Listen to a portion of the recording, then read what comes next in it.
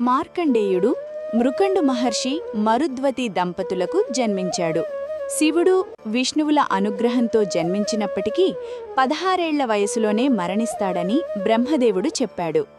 వీడియోలోకి వెళ్లే ముందు వీడియోని లైక్ చేయండి, షేర్ చేయండి, కామెంట్ చేయండి.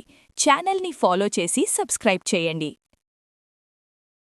పురాణాల ప్రకారం భృగు మహర్షి వంశంలో మార్కండేయుడు జన్మించాడు. ఈయన శివుడు విష్ణువుకు గొప్ప భక్తుడిగా ఉండేవాడు. ఈయన పేరిట మార్కండేయ పురాణం అనే పురాణం ఉంది. మార్కండేయ మహర్షి గురించి భాగవతంలో, మహాభారతంలో కూడా అనేక పర్యాయాలు ప్రస్తావించబడింది.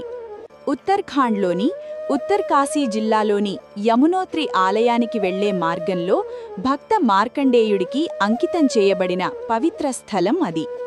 మార్కండేయుడు శివుని అనుగ్రహంతో ఎప్పటికీ 16 సంవత్సరాల వయసులోనే ఉండేలా చిరంజీవిగా వరం పొందాడు. అందుకే ఆయనకు మృత్యుంజయ అనే పేరు కూడా వచ్చింది. మహాభారతంలో కూడా మార్కండేయ మహర్షి ప్రస్తావన ఉంది. ఆయన పాండవులకు, ఇతర రాజులకు అనేక ధర్మాలను, కథలను వివరించినట్లు కథనాలున్నాయి. మార్కండేయుడు మృత్యువు జయించిన ప్రదేశం. మార్కండేయుడు మృత్యువు నుంచి బయటపడడానికి మృత్యు వినాశిని అనే తీర్థంలో స్నానమాచరించడం కూడా ఒక కారణమని తిరుప్పేర్ నగర్ స్థల పురాణం చెబుతోంది. 108 దివ్య తిరుపతులలో ఒకటైన ఈ క్షేత్రాన్ని బృహత్పురి అని కూడా పిలుస్తారు.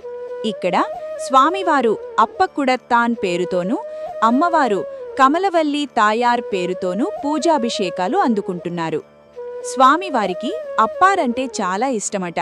అందువల్లనే ఆయనకి ఆ పేరు వచ్చిందని అంటారు. ఇక్కడి మృత్యు వినాశిని తీర్థంలోనే మార్కండేయుడు స్నానమాచరించి దీర్ఘాయువును పొందాడని చెబుతారు.